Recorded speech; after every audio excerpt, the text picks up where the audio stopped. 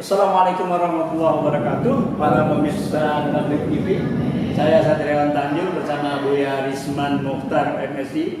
Buya, ini sekarang ini kan lockdown sebenarnya, Pak gitu ya. Karantina wilayah macam-macam lah gitu. Tapi intinya gini, orang itu nggak sholat ke masjid sekarang ya. Tapi masih ada beberapa yang masih tetap menyelenggarakan sholat di masjid. Padahal sudah jelas-jelas ada fatwa MUI. Tapi masih timbul pertanyaan di masyarakat, Bu ya. Benarkah MUI melarang sholat Jumat dan sholat berjamaah di masjid selama COVID-19 ini? Ini bagaimana nih, Bu ya? Bismillahirrahmanirrahim. Pak Satriawan, saya rasa ini pertanyaan yang cukup penting. Kita berikan klarifikasi. Kebetulan saya ini di MUI Pusat juga sebagai wakil ketua Komisi Dakwah. Jadi kewajiban saya juga untuk menjelaskan diskusinya seperti apa gitu.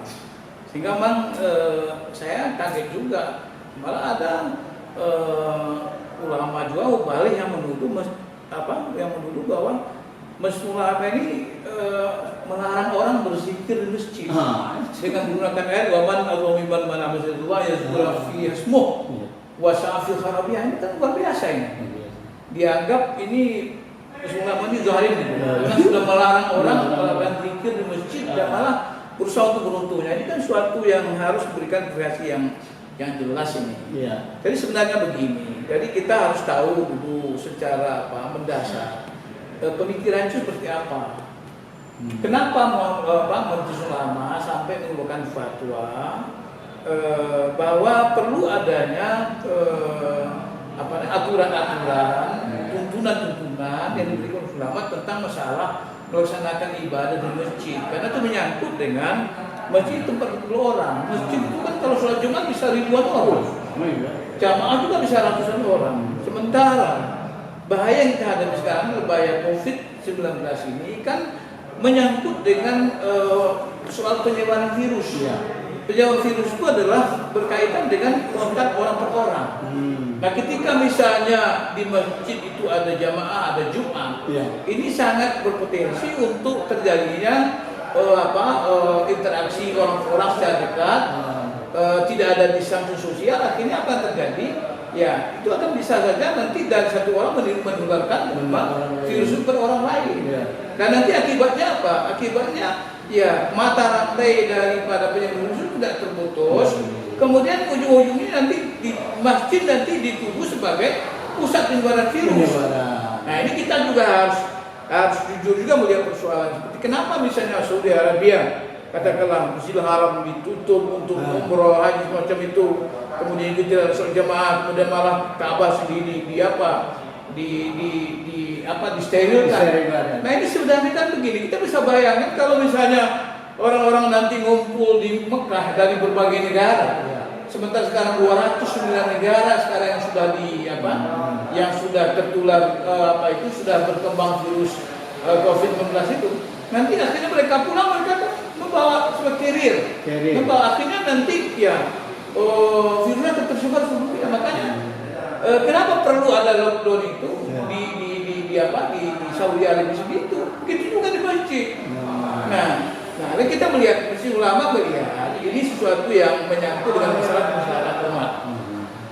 Dan salah satu dari maqasid syar'i itu adalah hifdzun nafsi, menjaga jiwa.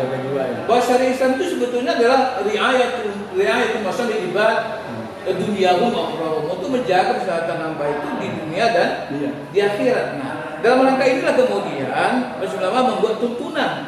Tuntunan seperti apa? Nah, sebetulnya kalau orang mau bicara, baca secara rinci, itu bukan semua masjid di mana saja harus tutup, bukan begitu.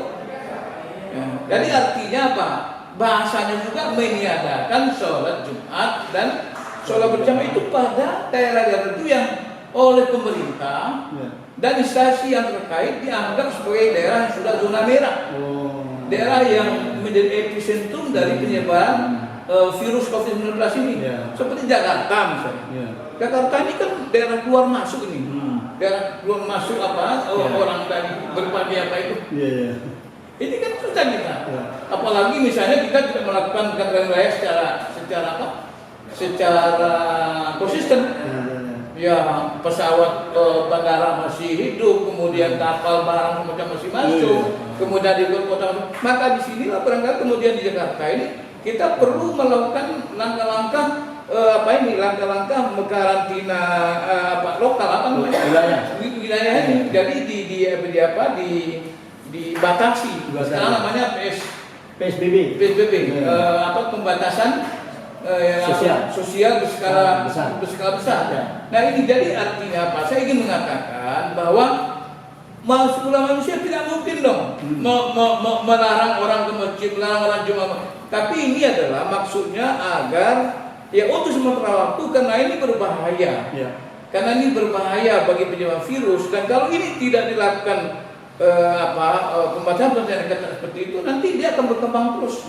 Nah kalau kita misalnya lihat seperti apa yang dilakukan Amr bin As misalnya, seperti di Syam itu kan di Syam itu gubernur sebelumnya itu kan seperti Sa'ad bin Waqqas, seperti Mu'adz bin Jabal itu kan dia terkena wabah itu.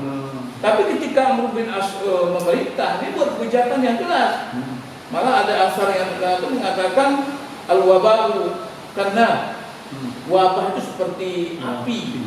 Waktu kamu itu adalah bahan bakarnya. Oleh karena itu kata Umar, kata Amr bin As, kalian berterbaran kemana-mana, jangan sampai kemudian api itu menjalar menyulut kepada yang lain. Nah kalau diputus, ini kata Umar, maka kata Amr bin As, itu virus akan berhenti sendiri. Amr bin As sendiri menyingkir ke bukit. Nah, ternyata dalam waktu dekat, dalam waktu pendek, virus itu berakhir. Karena itu perlu ada penjelasan, pemahaman. Cobalah orang-orang yang ingin menilai, menyikapi, menanggapi komentar ulama itu, sebanyak baca juga. Di situ malah juga ada dikatakan misalnya, jangan sampai kemudian di tempat-tempat tertentu misalnya, tempat tertentu bisa aja. Di situ kan ada yang di satu waktu ada yang zona merah, ada yang tidak terkendali, ada yang terkendali, tapi masih terbatas. Artinya ini semua ditentukan oleh pemerintah yang berwenang, yang menentukan daerah ini terkendali atau tidak. Nah, jangan kemudian ulama yang mubalik, jangan per orang atau lembaga tertentu, tapi pemerintah yang berwenang. Jadi oleh karena itu saya ingin tegaskan bahwa tidak ada manusia melarang melaksanakan sholat Jumat, melarang melaksanakan kebanyakan. Cuma saja ada aturan-aturan tentunya ibadah. Di saat kita menghadapi bahaya COVID penyebaran ini, kita harus berikhtiar untuk melakukan distansi sosial yang membatasi, yang berusaha untuk memutus rantai. Akibatnya salah satunya diantaranya adalah dengan cara meniadakan sholat Jumat itu. Sehingga ada juga yang heboh itu. Sholat Jumat itu kalau 3 kali kan kita kafir. Itu kan tak segampang itu. Orang sakit terdampar sampai setahun di rumah sakit. Udah 50 kali dia tidak sholat Jumat, apa-apa kata dia hukum. Selama uzurnya ada, selama itu dia berlaku hukum. Hukum ya lumayan. Hukum itu berlaku selama ada. Jadi itu saya pikir ini penjelasan saya sebagai seorang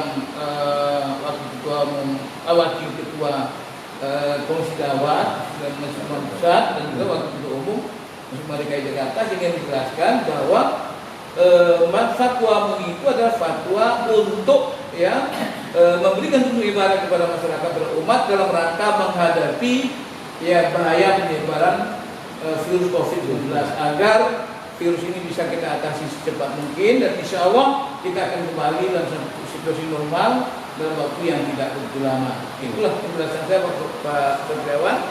Mudah-mudahan ini bermanfaat untuk masyarakat.